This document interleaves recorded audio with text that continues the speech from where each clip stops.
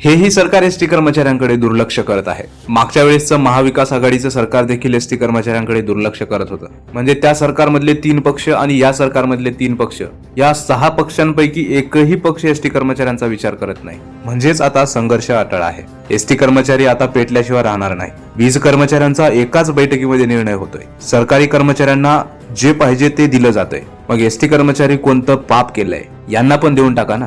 सच्चिदानंद पुरीचा आजचा 8वा दिवस अन्न त्यागाचा आहे। तो बिचारा 8 दिवसापासून काहीच खाल्लेला नाही आणि ते पण सर्व एसटी कर्मचाऱ्यांसाठी। सरकारमधील कोणताच मंत्री अजून त्याला भेटलेला नाही। सरकारमधील तर जाऊ द्याच, विरोधातले सुद्धा भेटले नाहीत। किती दुर्दैव आहे। 8 दिवसापासून पोटात अन्न नाही। एसटी कर्मचारी आता जागे झाले पाहिजेत।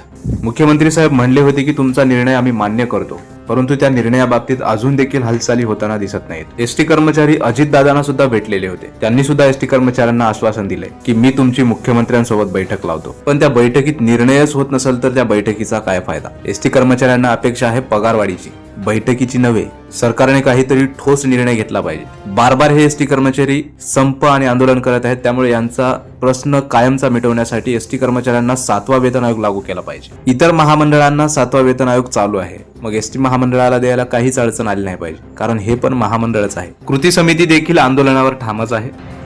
आंदोलन करण्यास भाग पाडू नये आणि सरकार देखील एसटी कर्मचाऱ्यांना काहीच द्यायचं नाही यावर ठाम आहे, कारण आतापर्यंत कोणतीच बैठक झालेली नाही आणि बैठक होणार आहे असं पत्र देखील आलेलं नाही। आणि कर्मचाऱ्यांमध्ये सुद्धा सरकारविषयी राग आहे। एसटी कर्मचारी म्हणत आहेत की बाकीच्यांना देता मग आम्हाला का नाही देत, आणि त्यासोबतच एसटी कर्मचारी म्हणत आहेत की पडळकर साहेब आणि खोत साहेब कुठे गेले आणि ते सदावर्ते कुठे गेले। आता खरं तर एसटी कर्मचाऱ्यांना त्यांची गरज आहे आझाद मैदान गाजवण्यासाठी, कारण हे पण सरकार एसटी कर्मचाऱ्यांना न्याय द्यायच्या मार्गावर नाही, म्हणून आझाद मैदान गाजवलं पाहिजे।